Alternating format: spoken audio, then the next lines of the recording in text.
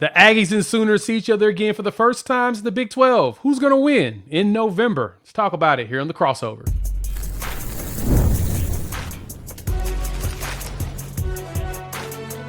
You are Locked On College Crossover, part of the Locked On Podcast Network.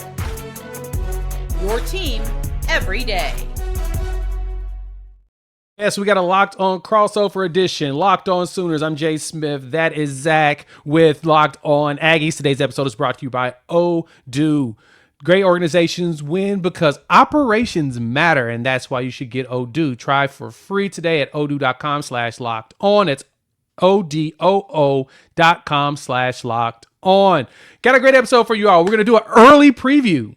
Big 12 legacy matchup. We're going to talk Brent Venables and Mike Elko's defenses and see who ends up prevailing as Texas A&M has seen some changes. We'll also talk about John Mateer and Marcel Reed and these potent offenses and what that looks like. But first, let's lead off.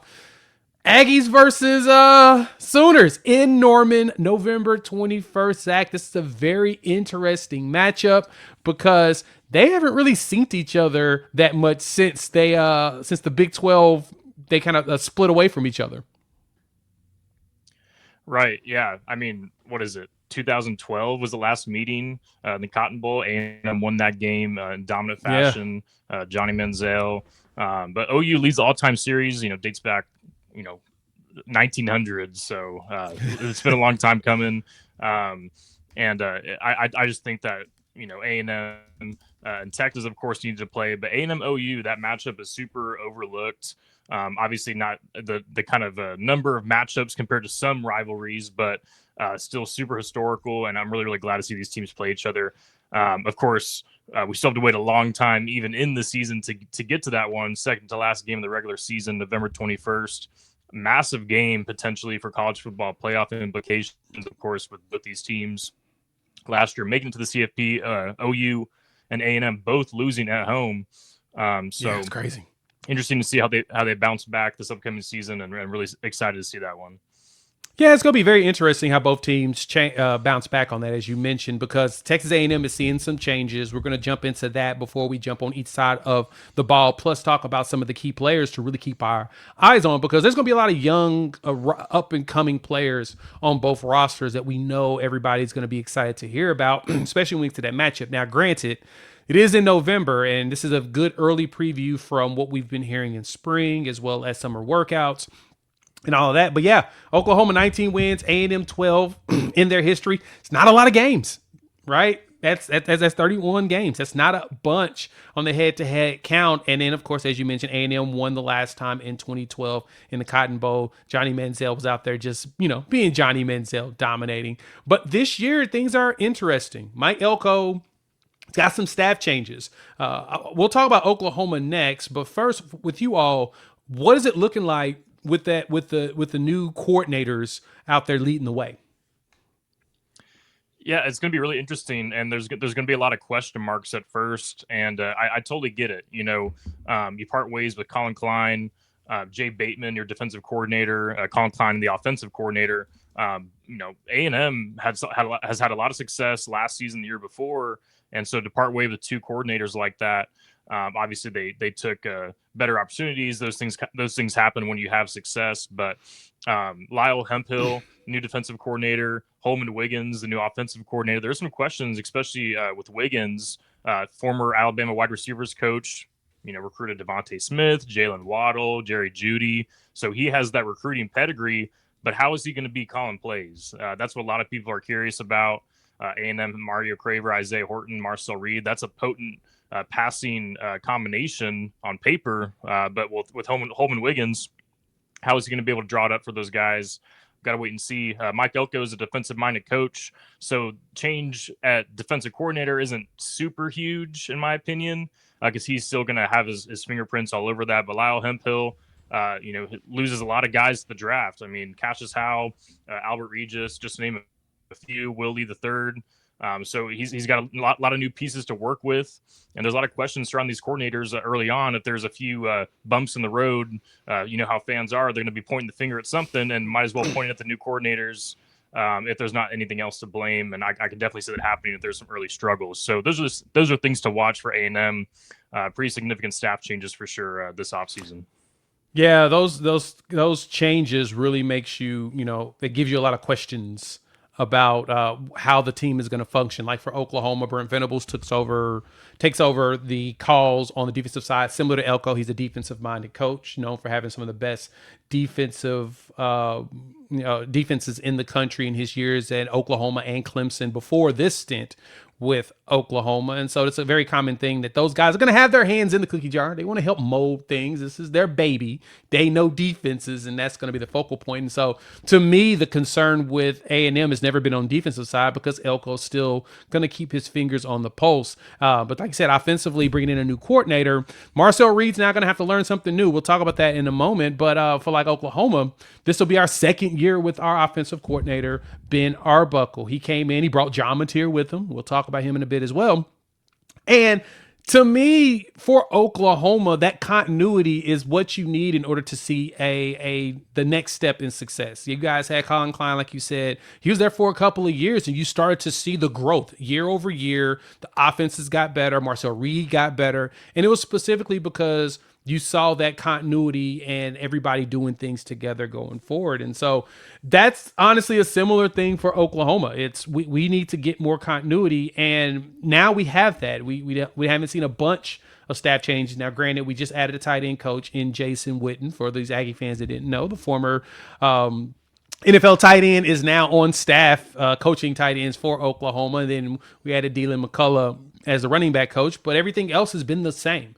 And a lot of these coaches have been here for like the last 4 years with Brent Venables, which is a blessing because it's rare that you come in and you're able to retain a lot of the coaches and still feel good going forward. But I say for you all there at Texas A&M, the thing that really is fascinating to me is, and I got some a little hate when I said this about, not from Aggie fans, but from everybody else, about Texas A&M when I said that I actually see them improving dramatically compared to the Jimbo Fisher era, specifically because Elko was there with Jimbo Fisher. So a lot of these defensive players are dudes he recruited. So it makes it a lot easier to walk in the door, be like, hey guys, remember when I came and sat on your couch and told you I was going to come? Well, I'm back to now coach you for real. And I bet that's been a huge relief there for Aggie fans. Yeah, because whenever a new coach steps in, most of the time it's a clean slate, new relationships, new scheme. But it really wasn't the same thing. Elko, A&M, then Duke, then back to A&M. And so it was a little bit of an easier transition there for sure. That your prediction. Listen, some people just like to give A&M hate. They haven't really done anything win a national championship since before World War II. I understand all that, but I do think that they'll improve as well. So I like where your head's at there because some of the changes they've made on offense, Marcel Reed's going to take another step in his development. Some of the continuity on defense is getting overlooked. And those are things that we'll talk about later in the show as well. So, yeah, I like that for sure. But, of course, fans are going to be hating on anything A&M related, especially if those fans are wearing burnt orange. So you already know how that goes. We know that. We have a mutual enemy when it comes to that. But coming up next, we're going to talk these quarterbacks because, in Zach's opinion, there's a lot of things that are similar when it comes to John Mateer and Marcel Reed. This video today is brought to you by our partners at Odoo. Running a business shouldn't feel like you're trying to connect a bunch of systems that were never designed to work together. One app for accounting, another for inventory, another for sales, and somehow none of them talk to each other. That's where Odoo comes in. Odoo is an all-in-one business management software that brings every part of your business together in one powerful platform. From sales, accounting, to inventory, to marketing, everything works in one place, helping your team move faster, stay organized, and focus on growing the business instead of managing all that software. The best organizations know that success isn't just about talent. It's about having everyone working together and towards that same goal. And that's true in sports just like it is in business. Like I think about it with Oklahoma, and he's talking about with Texas A&M, Elko bringing in a new defensive coordinator as the head coach and a defensive guy. He's still gonna have his finger on the pulse, but he wants to make sure everybody works out in a cohesive manner. Same thing at Oklahoma with Brent Venables and his staffs. He wants to make sure that everybody's working close together. And one thing that stands out about this, how this organization got everyone pulled in the same direction with all of this, it wasn't just a great player or coach. It's coordinated effort across the entire organization that makes it successful. So great organizations win because operations matter, and that's why you should go get Odoo. Try for free today at odoo.com/lockedon. That's odoo.com/lockedon.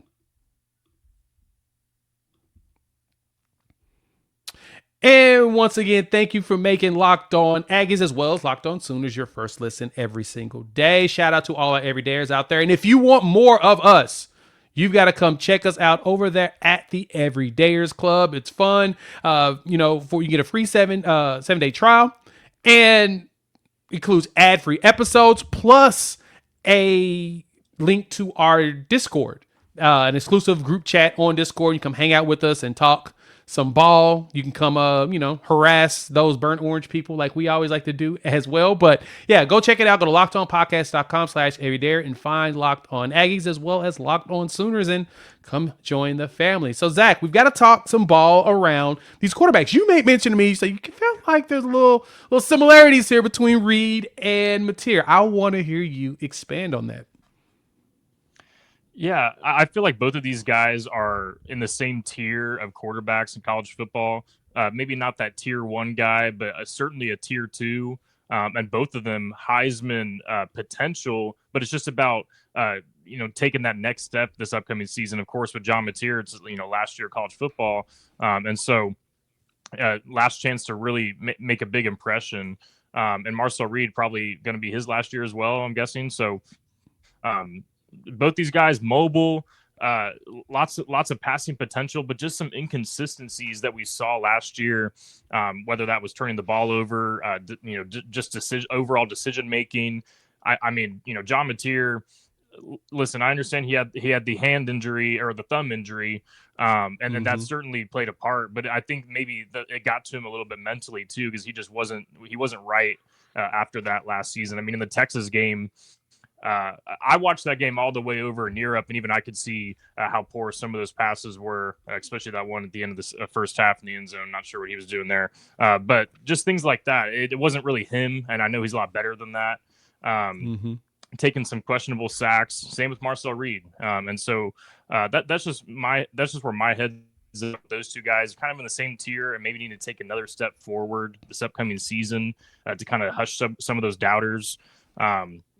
Because we saw Marcel Reed kind of collapse the end of last year, and he had a Heisman campaign going, and a lot of people were talking John Mateer Heisman as well before that thumb injury. So obviously they both have potential, and we just got to see them overcome some of these mistakes next season, and that'll make all the difference for both of these teams. Yeah, it's going to be interesting to see. Like, as you mentioned, when John Mateer hurt his thumb against Auburn, had to have thumb surgery if he wanted to actually play for the rest of the season. And he came back pretty fast to try to play against Texas, and that's where all those struggles came from. That's fresh off of surgery, and it's like 12 or 13 days. It's like, yeah, that wasn't a very good idea for him to go out there and try to do that. But he wanted to play. He's a gamer. He's that type. Marcel Reed's in a similar fashion, right? He's one of those players that he wants to be on the field. He wants to lead the troops. And so I guess the biggest question, though, when you go outside of that quarterback and looking, like, what does the running back room look like right now for Texas A&M, and who is Marcel Reed going to be throwing the ball to? Yeah, I mean, it's going to be interesting in the offense because the receivers, very elite, young talent, veteran talent, all across the board. Really impressed with what A&M did. Mario Craver retained him, officially labeled it as the biggest contract extension in A&M history. I mean, what are we doing here? Calling stuff that, but it is what it is. That's the reality. Ashton Bethel-Roman, a really good number 3 guy. And then Isaiah Horton, Alabama transfer, played at Miami as well. Oklahoma fans will know him from that impressive catch that he had in the CFP this past season. Kind of helped Alabama run away with that game in the second half. And so the receivers are really talented. The running backs, though, I have some questions about. A&M's had a lot of veteran depth at that position the past couple of years. A lot of guys out of eligibility left the program. So you're relying on Reuben Owens as your starting running back, and he finished with less than 700 yards last year, and as the team's leading rusher. Jamarian Mario, sophomore. There's just not a lot of depth and experience at that spot, and so I think that combined with A&M adding 4 new offensive linemen, all starters from the SEC. There's some things there to kind of raise your eyebrows at about how things will work out. It's kind of different from Oklahoma, where a good amount of continuity, especially on that offensive line, where you're not adding a bunch of transfers, which I don't think is the right kind of recipe. So it's going to be really interesting to see what A&M's offense can do, because there's a high ceiling, but there's a lot of room for error, in my opinion, just because of some of the inexperience. Yeah, that inexperience is what gets you. And then, of course, bringing in a new offensive coordinator is where a lot of the questions are going to come in is how quickly can he install his offense and everybody really start to click and be able to make things work. That's always a big question. I need to go dig even more into the offense and see kind of how he calls it and what he wants to run. But I expect, A&M to still have a strong season. I mean, this game is right after having Tennessee at home. So can't wait to talk defensive side, because to me, that's going to be the interesting thing, is seeing Hypo versus Elko. But yeah, for Oklahoma, it's, similar situation, right? We've got three young running backs, Torrey Blaylock and Xavier Robinson, who are making their return. And then you add the transfer and Lloyd Avant from Colorado State, who's a really good little bowling ball, but he's a great return guy. Played at Tulsa with our analyst, Kevin Wilson, who was the head coach at the time. So we've got some good intel when it comes to him. And then bringing in the talented freshman, Jonathan Hatton, in which he was a Texas A&M commit at one point. He first was Oklahoma commit. He flipped when it would look like we were going to lose our running back coach. And then when it basically confirmed we were going to retain him, and we wanted to we went back to him to talk about it. He decided, yeah, I really wanted to be there anyway. So he flipped back to Oklahoma. So he started Oklahoma, flipped to A&M, and now he's back at Oklahoma. And then his running back coach leaves. So it makes it even better. He heads off. DeMarco Murray heads to the NFL, go coaching for the Chiefs. And now, but you're bringing in a Dylan McCullough, who has a great reputation, not only as a recruiter, but a developer, because the 2 backs that he really was a part of the development on up there at Notre Dame got drafted in the first round of the NFL draft this year. So it's kind of nice to be able to help, put that little feather in your cap. And so, but yeah, I was really interested about the Reuben Owens piece. I followed his recruiting for a while, and he's very talented back. It's just, like I said, he just need more experience. A lot of these players just need more seasoning. For Oklahoma, both Torrey Blaylock and Xavier Robinson both had over 400 yards rushing last season. I mean, Torrey was a true freshman. Xavier was a true sophomore. And just dealing with injuries and being banged up. And so I say by the time we see each other here in November, attrition's going to start to kick in. But that Mario Craver kid, monster. Terry Bussey, one of my favorite recruits, following for a while. I think it's time for him to break out at this point too. Yeah, A&M fans have been waiting for Terry Bussey. I'm included in that conversation because, I mean, I'm sure you followed his recruitment. A do-it-all guy out of high school, really, I think they were 2A or something like that, and really small area there, and he was just an absolute star. And so you come to A&M and you kind of expect him to do a little bit more, and now they add a bunch of receivers in front of him. Kind of interesting to see what happens with him, because there's a few freshmen and redshirt freshmen that could steal some snaps. So interesting to see what happens there. But with Oklahoma, something I wanted to point out is Torrey Blaylock and Xavier Robinson. It really wasn't an elite offense at all for Oklahoma last season. But bringing those guys back, okay, we're not losing to the portal like every other team is with some of these guys. Bringing those guys back, I think is going to be huge for the Sooners. Because you see constant change year in and year out with the portal, and you're having to start all over. So having the same quarterback, Isaiah Satania, you're starting wide receiver back again, and then these running backs as well, along with the new running backs coach. Really interested to see what Oklahoma can do. And going back to our conversation, this all will help John Mateer, kind of have a bounce back season and get to the form that he was at the beginning of last year. Yeah, and that's the key thing is if he can stay healthy and he can give us what he did at Washington State, Oklahoma should be dangerous and should be competing for a playoff spot. Similar to A&M, the schedule lines up well, but the question here is Brent Venables, Mike Elko, whose defense is going to be more elite? Let's talk about that more here on the crossover edition of Locked On Sooners and Locked On Aggies.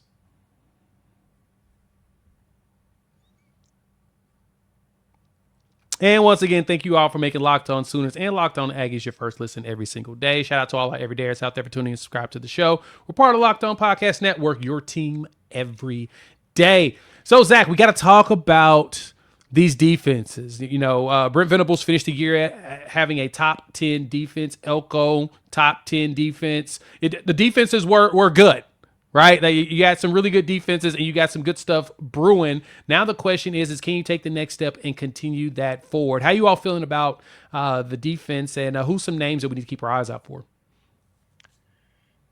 Yeah, there's a good reason for confidence, but there's also some questions. Of course, every team is going to be facing questions on defense, except for Oklahoma, in my opinion, because I think Oklahoma might have the best defense in college football next season. But I'll let you dive in on that. But with A&M, replacing Cassius Howe is not going to be easy. He was a breakout star. You add multiple edge rushers out of the portal: Anto Saka from Northwestern, Ryan Henderson from San Diego State. Not a ton of production between them. So will they be able to take that next step? We'll have to wait and see. The linebacker room, there's some questions there as well. Damian Sanford was supposed to be your starting linebacker. He had to get carted off with a leg cast in the spring game. It seems like he'll be making his way back, though. If you're going to have an injury like that happen, at least it was in the spring game. Got to look at it with a half glass full kind of mentality, because he's going to be able to return during the season. But you add TJ Smith and Ray Coney at linebacker out of the portal. They're from Houston Christian and Tulsa, respectively. So will that be able to translate to the SEC? We'll have to wait and see. But the thing that I really like about A&M's defense is the retention in the secondary, combined with the portal additions. I mean, you lose Will Lee III, to the NFL draft. He was your starting cornerback. You retain Marcus Radcliffe, Bryce Anderson, Julio Humphrey, Dalton Brooks, Des Ricks, and you bring in Tafik Byard out of Colorado and Ricky Gibson, corner from Tennessee, Byard to safety. So really like what A&M did in the secondary. There's talent in the trenches, but I am curious to see what happens at linebacker, how the injury to Sanford kind of plays out, and how some of these new transfers step up, because there's talent, but it's always kind of a wait and see, because I like retention over new additions, in my opinion. Yeah, I'm a big Tawfiq Byard guy. I watched a lot of Colorado ball over the years. I'm Deion Sanders fan just as a player growing up, and so I wanted to see how he would do as a coach. And when he got Tawfiq and he went out there and balled for him last year, even in a bad season, I was like, oh man, it's good. And then I saw the Aggies snatch up at the port. I'm like, well, dang, that's not fair. It's kind of rude, a little disrespectful. Shouldn't be allowed to do that. Be able to get that much talent, but no, he should be a great contributor to what Elko does. And you all have some talent. Des Ricks. That him being mentioned, David Hicks down there on the defensive line. All Sooner fans know about him. That's PTSD, unfortunately, for a few folks. So I'm sorry I mentioned his name. It'll be okay. Just pretend like you didn't hear me say that at all. But on the flip side, the one thing I did see about the Aggies, I was looking at Phil Steele's book, his preview, and he gives the Aggies a 75.2% on his homegrown rankings, which means that the retention is high. A lot of the same kids that have been there for a bit, ones that Texas A&M has been grooming and growing. And again, that was the advantage I felt like Elko had coming in to Texas A&M, taking the job back, is a lot of those kids were his dudes. So it helps to be able to recoach the guys you recruited, because you have an idea of what they can be. You may not know who they are 100% because you hadn't been there for a couple of years when you left to be a head coach, but you get an idea of what this team's going to be. And so for Oklahoma, the biggest challenge is going to be containing Marcel Reed, not letting him really get all over the place with athleticism. Now, granted, as you mentioned, Brent Venables has been putting together some great defenses. A lot of people are rating Oklahoma's defense is one of the top 5 in the country, easily, if not the top. Our interior is stout. David Stone, the 5-star, and Jane Jackson, both of them are going to be starting together and ready to abuse all the edges. Taylor Wine, who was an all-SEC selection last year, breakout player. We expect him to do even more. And then, of course, Kip Lewis is still sitting there in the middle. And Owen Heineke wins his injunction. And so he gets one more year. And he was a big breakout star for everybody. But then you bring in the transfer of Cole Sullivan from Michigan, 6'3", about 240. He can play cheetah. He's fast enough. He can also play in the interior. It's going to be interesting to see. But I think Oklahoma, where they're going to be needing to do the most against A&M. It's going to really be that secondary. And that, I think, is where Oklahoma's gotten maybe its strongest. Cortland Guillory, the true freshman, was a freshman All-American, nasty at corner, and he did much better as the weeks progressed. And then Eli Bowen, who was also a freshman All-American in his heyday, after coming back from injury, he balled out. Secondary is really good. Reggie Powers, Michael Boganowski, and Peyton Bowen, to name the main three. Those are some players that I think are going to be some big deals and big contributors to this game. And so, but with that, what young players do you feel like has shown something here in the spring that we should be keeping our eyes out for going into this season? Yeah, for A&M, Noah McHale at linebacker, it was kind of interesting. Damon Sanford in that spring game, of course, like I said, gets carted off. Noah McHale, not too long after, gets a pick six in the same spring game. So interesting how that works, because he'll have to step up at linebacker and quickly show that the potential is there. So he's really standing out to me as one of the younger guys. But honestly, it's a defense in A&M's case where there's a lot of veterans. A few transfers here and there, redshirt seniors. So this is their final stop, and for a lot of these guys, and so you kind of don't mind that, because the veteran leadership with guys that are hungry for a championship, that can kind of take you over the top a little bit. And so I'm really looking forward to seeing how the veterans perform for A&M, and Noah McHale being one of the younger guys to fill in the blanks there. But just kind of touching on Oklahoma's defense real quick. You love to look at a depth chart for a defense and see that almost all your starters, depending on what depth chart you're looking at, are not transfers. And you're still regarded as one of the top defenses in the country, if not the best, heading into the season.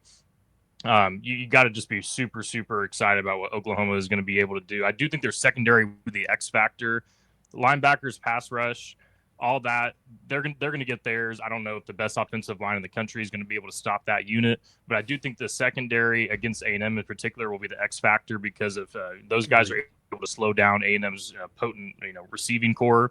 Of course, late in the season, so we'll see how injuries stack up. But that unit will be the X factor, because if you're able to shut down the passing game and force A&M to lean more on the ground game and Marcel Reed scrambling, you're going to do a lot of good things if you're OU. So that's just something I'm looking at. But of course, we're still far away from that game, so a lot of things got to play out. Yeah, I agree with you there. There's one freshman that I am going to be watching for you all, Brandon Arrington. I had been keeping up with his recruiting as well. Oklahoma was in that at one point. He's going to be interesting to see what he turns into. I mean, 6'2", 190 kid, athlete, just an obscene athlete or whatnot. And so for Oklahoma, in a similar fashion, there's going to be a lot of freshmen. Oklahoma's known for rotating a lot of players, and we play a lot of young players. That's kind of the one thing that's helped with the recruiting is freshmen are seen. We've had a true freshman All-American like every year the last 3 years. You had Jaden Jackson, you had Cortland Guillory, you had Eli Bowen, you had Michael Fasusi. So you see a lot of freshmen in Oklahoma that have got a chance to play early and then cement themselves as the guy in that spot. And so for Oklahoma, I'm curious to see what the edges look like. We've got some young edges and some young interior guys. We got Trent Wilson's a redshirt freshman. We've got Brian Harris as well as Tank Carrington, two other interior guys. If there's a place that we're curious about what Oklahoma is going to be, is what that interior defensive line looks like as far as depth goes. Because again, BV loves to rotate. Him and that staff sends dudes in constantly. So if they can make that happen, it's going to be a very, very fun game. And so any final thoughts, Zach, before we wrap things up? Yeah, I just really think that game, and I kind of touched on it previously, I really think that game will be so huge for both these teams. I mean, with A&M, from their perspective, they face Texas the very next week, and some people might say, that they're going to overlook Oklahoma. I just really don't think that'll be the case. I think that it'll be a really good game, a really important game for both teams to make that final CFP push.